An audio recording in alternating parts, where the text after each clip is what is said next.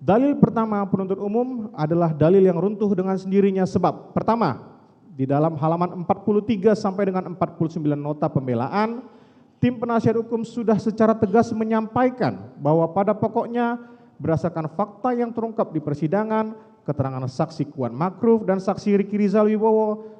menerangkan terdakwa Ferdi Sambo tidak melakukan penembakan kepada korban yang bersesuaian dengan keterangan ahli balistik Arif Sumirat yang dihadirkan oleh penuntut umum pada persidangan tanggal 14 Desember 2022. Pada pokoknya, ahli Arif Sumirat yang sekali lagi dihadirkan oleh penuntut umum menerangkan bahwa peluru yang bersarang dalam tubuh korban hasil otopsi berasal dari senjata api Glock 17 MPY 851 milik saksi Richard Eliezer Pudiang Lumiu.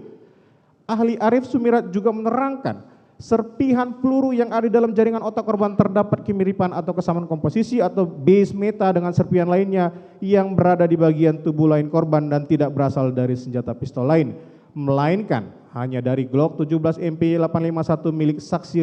saksi Richard Eliezer Pudiang Lumiu yang juga menjadi terdakwa dalam perkara ini.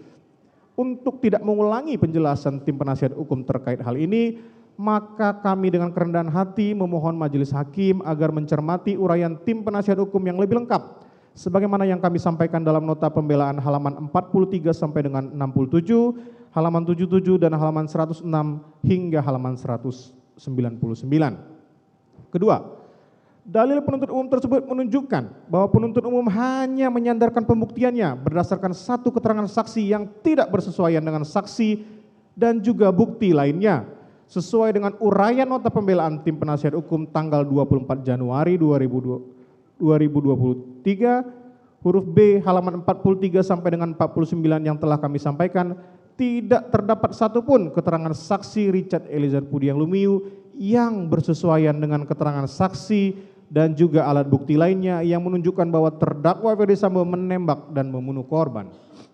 2. Dalil kedua, penuntut umum dalam repliknya halaman 9 paragraf 2 menyampaikan bahwa keterangan saksi Riki Rizal Wibowo dan saksi Kuat Makruf tidak dapat dijadikan sebagai acuan karena kedua saksi tersebut merupakan anak buah terdakwa Ferdi Sambo yang kerap membuat keterangan yang tidak jujur. Dalil ini tentu saja tidak sesuai dengan fakta persidangan